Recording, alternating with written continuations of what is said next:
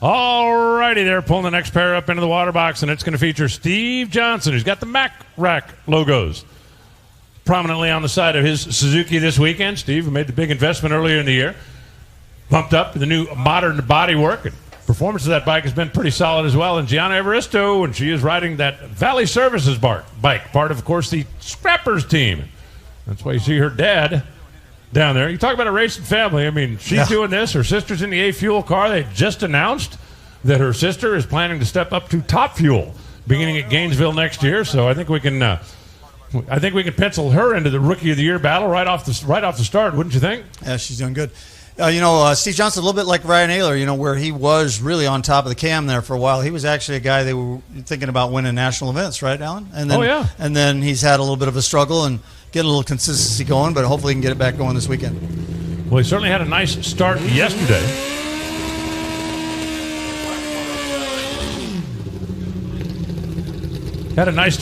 He's sitting in the number 4 position right now. Steve, of course, who did win the Bristol race earlier this year.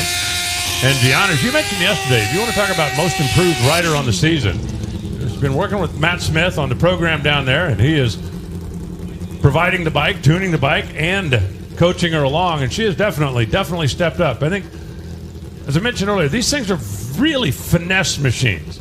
And if you get up there and you try to kind of bully them around, that's not the best way to go fast on a pro stock motorcycle. Yeah, you can get it from A to B, Alan, but it's really hard to ride it right, to actually keep the tires square, get the clutch out at the right time, make the shifts, get tucked. It's really quite a challenge. And it's all happening while this thing's accelerating, trying to get out from under you. So it takes a really, really strong person to ride one, and she's really coming around this year. She looks so much more confident just from the time she gets, ready to light the first bulb. So it'd really be nice to see her step up a little bit.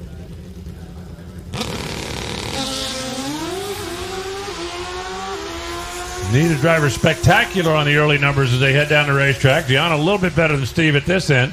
695, 194 for Jianna. 697, 194 for Steve Johnson. And most of that was in the first 60 feet of the racetrack. About 200ths of a second to Steve. Steve was slower there, and then 300ths of a second down to the finish line. Yeah, I thought Stevie would pick up a little bit there, Alan, to be honest with you. And the 112.60 foot tells you that wasn't going to happen. So we'll see what these next two do and really be the gauge of what's going on out there.